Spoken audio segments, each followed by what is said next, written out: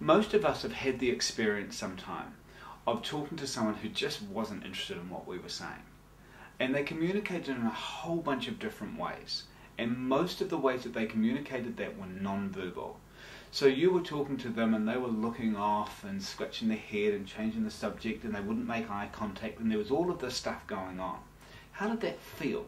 And if you're like most people, it probably didn't feel great. So if your partner has invited you to come into their world, they're really inviting you to come over and listen to them, listen deeply to them. And so one of the most important things in making Crossing the Bridge successful is learning to communicate to your partner that you are listening to them, and the way that you do that is 90% non-verbal. And so when you're really listening to someone, what does that look like? And most of us, when we think about it, we know this stuff. You look them in the eye. You pay attention to what that you're saying. You're probably leaning slightly forward when they're talking to you. And this is not just a list. The most important non-verbal indicator that someone is really present, that they're really listening, is actually their breathing. Now the good news is that you can consciously train your body to relax so that you can be more present. And what this involves is learning to breathe deeply into your diaphragm. And it's pretty simple. All you do is you breathe in through your nose, and you fill your stomach like you're inflating a balloon, so your stomach should feel big and round. And then breathe out slowly and gently, taking about 3 to 5 seconds to breathe out.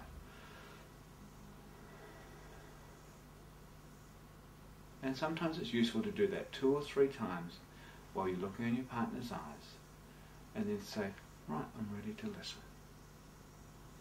And when you can do that, what your partner will feel is relaxed.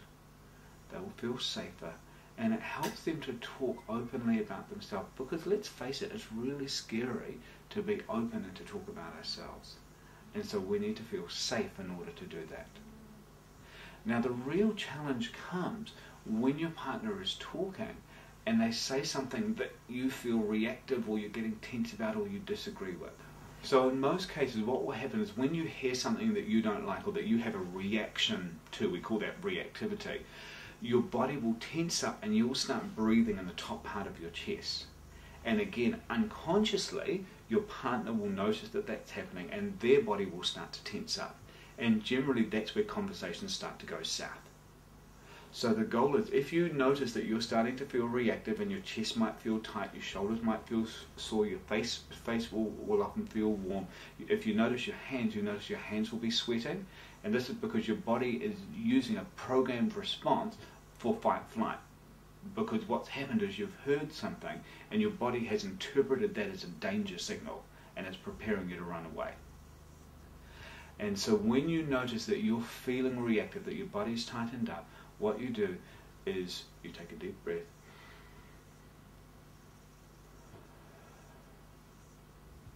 and relax again. And if you're finding it hard, what you might do is you might just put a little pause button up for your partner and just say, just give me a moment, I just want to be really present with you, and just take 2 or 3 breaths. Okay.